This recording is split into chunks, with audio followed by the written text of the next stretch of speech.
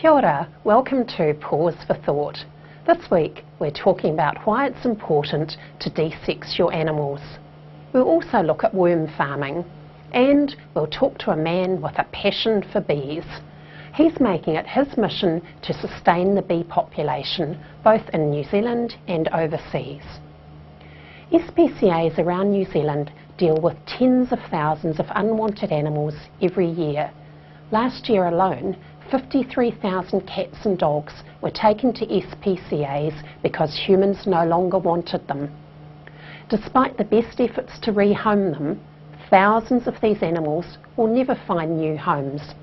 If people would desex their animals and not bring them into their families unless they were able to make a 15 or 20-year commitment to the animal, we could solve this problem.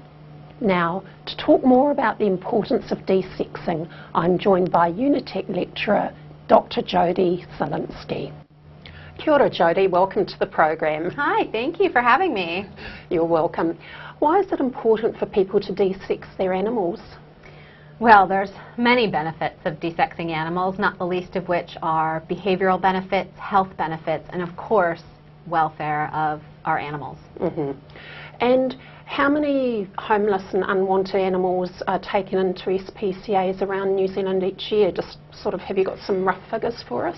Well, interestingly, there are figures. It was hard trying to find them actually, but we know even a couple of years ago it was 55 or 60,000 just for the SPCAs. Now if you take into account other rescue organizations and welfare organizations and the pounds and other shelters, it would be probably in excess of 60 or 75,000 even in this country. So it's a lot of homeless and unwanted animals, and the best way to cure that problem is for people to desex their animals? Absolutely. The statistics for the SPCAs and euthanasias all over the world have been going down with, of course, good spaying and neutering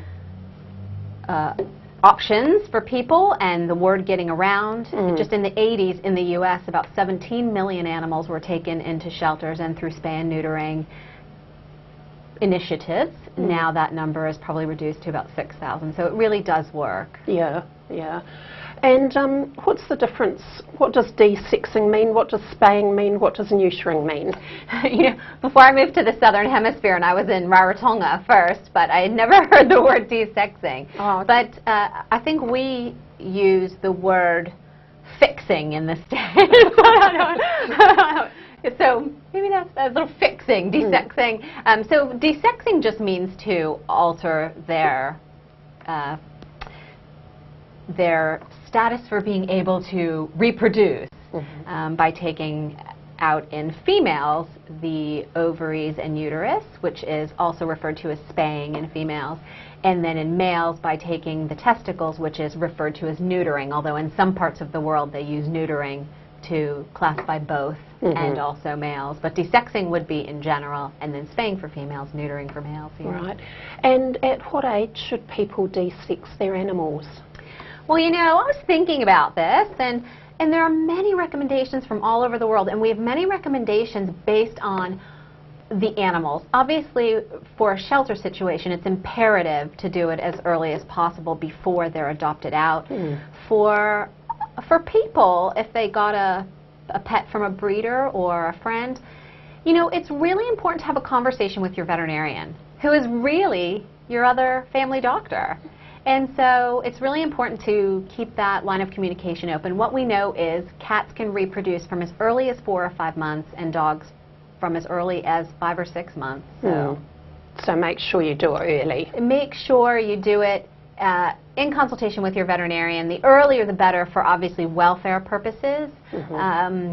If you have trouble with that for whatever reason, or there have been some studies now with larger breeds and maybe some instances of some different diseases that may happen earlier.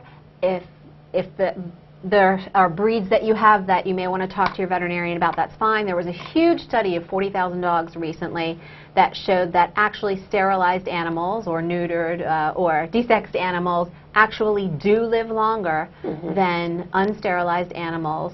However, there may be more increased risk for some dogs, in some situations, for cancers, doing them a bit earlier. But there's definitely benefits overall, and certainly infectious disease-wise and trauma-wise, the benefit of spaying and neutering your animals is huge. Mm-hmm. Is it expensive to get it done? You know, I don't think so. Sometimes I hear people talking about that, but if you consider it's a one-off, it's completely a one-off. It's not once a year or once every 3 years like vaccinations or anything. It's a one-off. So if you cost that out over the life of your pet, it couldn't be pennies a day. And people do have to realize that I'm not sure they understand. I think they might think we use rubber bands or some, I mean, I'm not sure what they think sometimes, but it's a surgical procedure, so we're putting an animal under anesthetic. Hopefully you have a vet doing a procedure, a nurse watching them and monitoring them, so that takes time. And for females, we actually are going into their abdominal cavity. I mean, we're opening up an abdominal cavity and, you know, and going around in there. So it's not benign. It's certainly safe, and veterinarians get very skilled at doing it, but it's, you know, it's not clipping toenails, let's say. And SPCAs now have a policy that all the animals they rehome are desexed, or else they give the adoptive family a desexing voucher often, don't they?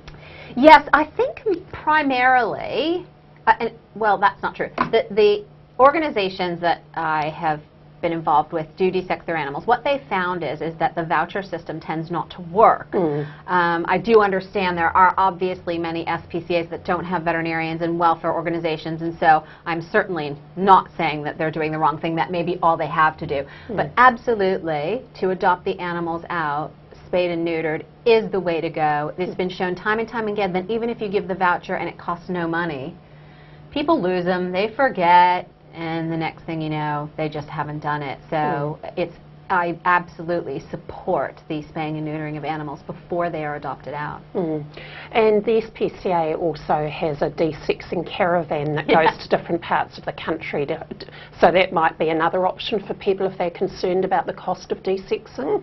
You know, I do believe that that is aimed, you know, it's aimed at people that want to have the benefit of a pet and maybe don't have all the disposable income, you know, in the world. I think it was primarily started out to help people with a community services card. I think it is a good idea for people to cost out having an animal, because even though the desexing isn't that expensive, although it may be, you know, a burden even one-off for some people, over time, it's important to know that you have the time for an animal, which is the most important, and then, of course, that you can support that animal financially. But I think that was primarily aimed at people who were a little more in need. I'm not sure if people are sliding in under, you know, under different circumstances. But as you say, it is actually a cost having an animal, so that's right. As you're recommending, it's important before you bring the animal into your family to think about what all the ongoing costs are. 100%. And if you can't afford desexing, then probably you can't actually afford the animal, is that? You know, it's quite possible. It's quite possible. I mean, I think, again, it's very... I mean, I guess it's like us or having children, where you can't predict everything that's going to happen, of course. And so, of course, if there's an injury with your child or yourself, we have a socialized healthcare system. Unfortunately, for pets, we don't. Now, there's more options these days for insurance, so that's a great idea. But again, that costs money. I always tell people, you know, even if you put away $5 a week, although that's easier said than done, even if you did, that would cover the cost of a yearly health check and some minor things that needed to be done. Now, in saying that, if you desex your animals, you're probably not going to have the fighting, you know, the traumatic and the infectious and the fighting and the roaming type costs associated to having your animal picked up by the pound if it's a dog. So. And I know some parents think that it's important to let your animal, say, have one litter of babies so that children can kind of witness the miracle of birth. Is that, what do you think about that? Well, there's certainly no benefit for the animal. There's nothing to indicate that that's of any benefit for the animal. And although I totally appreciate wanting to see different things that go on with, you know, in life, firstly, there's lots of YouTube videos out there. So I think we've all got the internet now and YouTube, so there's plenty of videos out there. And a couple of other things that people don't think about. One is that often animals will do these things at night while we're sleeping. And so you end up missing the miracle, if you will. So the animals don't time it when you want it, and so often that gets missed. And then the other thing is that I'm not sure they think about the impact. I hear people tell me all the time, we want our children to see it, and then we're going to rehome the kittens. We have people that already want them. Yes, but you can't then decide what's going to be best for them. And what happens is your 8 kittens, your kitten who had 8 kittens, those 8 kittens have another 8 kittens, and so on and so on. And that actually contributes to thousands and thousands of unwanted animals. So I think it's better to either watch YouTube videos or maybe go to a farm and teach them about where your food comes from and ask a farmer if you can see if there's a birthing process going on. Again, often happens at night. So. Thanks very much, Jodie. Sounds a good idea. Yeah. Every household in New Zealand can have a worm farm. They're small and they don't smell, so you can have them right outside your back door or on your balcony. You can buy a worm farm or make your own. They're available at garden centres and hardware stores. Worm farms are made of plastic and generally have 3 layers and a lid. There's also a tap to drain off the liquid produced. You can use it to fertilise your garden. Start off the worm farm by making the worms a bed with moistened organic material such as aged lawn clippings or newspapers soaked in water. 2 kilograms of worms will recycle about 1 kilogram of organic waste in 24 hours. You can feed them your fruit and vegetable peelings, tea bags, stale bread, eggshells and garden waste. Worms like moist material, so you can dampen dry food you give them. Don't give the worms citrus or plants that have been sprayed with insecticide. It's also best not to put meat or cooked food into the worm farm, as it's likely to attract maggots. Situate the worm farm in the shade and make sure the lid is on tightly at all times. If there's heavy rain and the lid is loose, the worms will drown. Bee populations are under threat both in New Zealand and overseas. But bees are essential to humans. We need them for pollination. To talk more about bees, I'm joined by Kerry McCurdy. Kia ora, Kerry. Welcome to the program. Kia ora. Thank you. Why are bees important to humans? Well, they're very important to humans in that they were on Earth many millions of years before people. So we've come up out of the mud, as it were, and we've developed on bees' honey, bees' pollen, the grubs and the general house products from bees over the centuries, over our whole existence actually. And the other part of it is bees are responsible for biodiversity. They're creators of biodiversity, and now they're the maintainers of biodiversity. So without the bees, we're in serious trouble. New Zealand is rather more unique than worldwide in most places, in that we have brought bees to New Zealand, the mellifera, and those bees came with all our fruit trees and foods, melons, peaches, flowers, because we brought European foods to New Zealand, and we brought European bees to New Zealand, and now we can't live without one or the other. So in New Zealand, bees are more important than in most places. How threatened are bees globally? Bees are threatened globally for different reasons. In New Zealand, bees are threatened because mellifera have come across varroa mites, which are essentially cooties, the same cooties that live in children's hair, but these cooties have adapted to mellifera bees. And mellifera have no history of those varroa mites, they're called, whereas the other bee breeds have had experience with them over thousands of years and are resistant to them.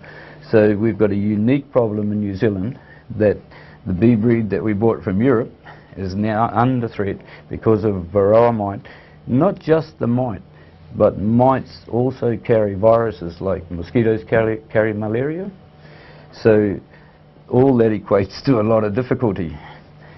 You have to divorce industrial or commercial beekeeping away from bees themselves. Industrial beekeeping is about money, not about environment and not about bees, whereas backyard beekeeping is what's going to keep us going.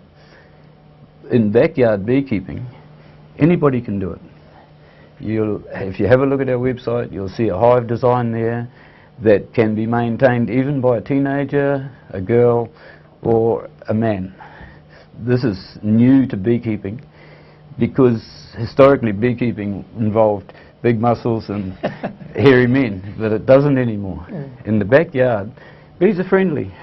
I don't even put this on for a whole season, and I looked after many, many, many hives. Bees know who you are. They're smarter than the cat, smarter than your chooks. So if you care about your bees, bees care about you. So what you're saying is that bees are actually essential to us humans, and that people living in the city, we can actually help to protect and preserve bees by having hives in our backyards? Absolutely, absolutely. If we don't, the landscape in the city is not going to look like it does now in another decade's time. The bees and the beekeeping that are out there are not looking after the city. They're about mountains, manuka, pollination. They're not about our city environment. It takes backyard beekeepers to develop, as we go along, to maintain city environments. So if I want to start having bees in my backyard, what do I do? Would I get one hive, and how many bees would I have? Yeah, beekeeping is very unique. That, yes, you start with one hive, but it's like buying one tree that you can graft from. Once you've got one colony of bees, you can keep grafting off bee colonies from that bee colony. So it's only the first one you've got to buy. Similarly with the beehive design, it's only the first hive that you need to buy. And what's crippling beekeepers and bees in New Zealand is the varroa mite, as I said. But as a hobbyist or a backyard beekeeper, you can defend yourself. We just use a machine like this. Normally it's got a gas cylinder here with essential oil. And using that weekly in a city beehive, that's it. There is no mites. You don't have an issue. Wow. Yeah. It's commercial beekeeping that has difficulty. Yeah. And so how many bees would I have if I just had one hive in a city garden? During the winter, bees go down to around 20,000 bees in the hive. That's the colony shrinks down and winter's over. In the spring, the queen starts laying at a rate of about 2,000 to 3,000 eggs a day. Wow. So as it warms up and as the flowers come out, the colony expands exponentially. So they go up to around 100,000 bees in a summer colony. So you've got a lot of workers there. It takes 10,000 bees at home to do the housework. So you've got 90,000 bees out pollinating. Most of the honey you get in New Zealand comes December, January, February, March. That's when all your honey flow is. So from now, April, through till next November, December, the bees just maintain themselves. You don't get extra honey. There's no extra work to do. The work's done in the first 2 or 3 months of each year. So it's very simple, very simple. And how much work is there in looking after a backyard beehive? Once a week you need to use the fogger and put some essential oils in the hive. Other than that, one bee top and one smoker and a hive tool is all the equipment you need. These new style frames that I use in Auckland, you simply take them out of the beehive and into your bowl you scrape the honey and put it back in the beehive. So it's so simple, and that's the best food on the planet. The best food on the planet is honey with bee processed pollen. Bee processed pollen is seriously important. When the bees bring pollen in to the hive, nurse bees have an enzyme that yogurtizes the pollen. They store that with the honey, and that's the baby food. And as it turns out, people can digest the same food. We need exactly the same things as bees need. By coincidence, over thousands of years, one would imagine. But what that does is it gives you food from every large tree, weed, flower within a kilometre of the beehive in circumference around it. That's about 40 square kilometres. So bees don't just bring pollen, they bring an exact balance of food for themselves and their babies, and the nectar they bring in they create into honey, which is, again, it's a live product. It's got enzymes in it, so you must not heat honey. When you scrape it like this, you'll find it's got millions of parts of pollen per 10 grams of honey. That's the real food. While you're getting your honey, one, it's free. You walk out the backyard, it's quicker than picking lettuces. Honestly, it is. It's really good. You've just pollinated all the fruit trees and all the flowers and all the area around you. So even if other people don't know it, you're doing a lot of benefit in that area. You've got around 100,000 bees working 7 days a week, 12 hours a day, for no wages, no union, and as it turns out, they have no right to life, which seems amazing. You know, they don't have any right to life. You can do whatever you like with your bees. So you get all that for nothing. In my case, I farm the whole of Auckland, the Greater Auckland. I don't own any land. I don't have any fences, driveways, weeds inspectors or otherwise. Because bees go out from the beehive. Even if you've got an apartment and maybe 3 square metres at the back that's spare and no neighbour that's going to be affected, you can farm your whole area free and get free food. Sounds like a good deal. Thanks very much, Kerry. You're welcome. Thank you too.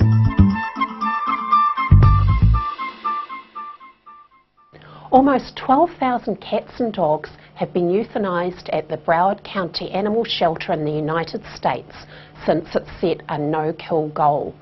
County animal control officials said it could take years for the no-kill policy to become a reality as resources and help from the public were needed. Animal advocates said money was required. They're lobbying for a pet tax to be placed on the November 2014 ballot. A similar effort by Pets Trust was successful in Miami-Dade County in November. Biologists argue that attempts to save wildlife focus too much on cute and cuddly animals such as pandas. Instead, they believe that conservation efforts should focus on less attractive animals who face far greater threats. They've drawn up a list of unpretty animals they believe should become the new face of worldwide conservation efforts, including the proboscis monkey, the gob-faced squid and the naked mole rat. Animal abusers face higher fines and longer jail terms after the Philippines Congress approved a tougher animal welfare bill on its last session day. The bill amends the 15-year-old Animal Welfare Act and prescribes harsher penalties for those who neglect, abuse and maltreat animals. 3 dead whales washed up on West Coast beaches in as many days. The whales were a Cuvier's beaked whale, a sperm whale and 1 mammal of unknown species. A local marine scientist said it was unusual for whales of different species to wash up so close to one another, but the deaths were not believed to be connected. Now, here are the 5 key points you need to know from this week's program. Desex all your animals. New Zealand has tens of thousands of unwanted and homeless animals. When you're bringing animals into your family, get them from rescue organisations rather than from breeders. Have a worm farm to turn kitchen waste into organic garden material. Grow plants in your garden to provide food for bees. Don't use pesticides in your garden. That's our program for this week. Join me next week when we'll talk about whether beauty products need to be tested on animals. We'll also meet a dog from Mobility Dogs and her human. Bonnie can carry out 60 different tasks, including sorting whitewashing from coloured washing. Thanks for watching. Ka kite anō.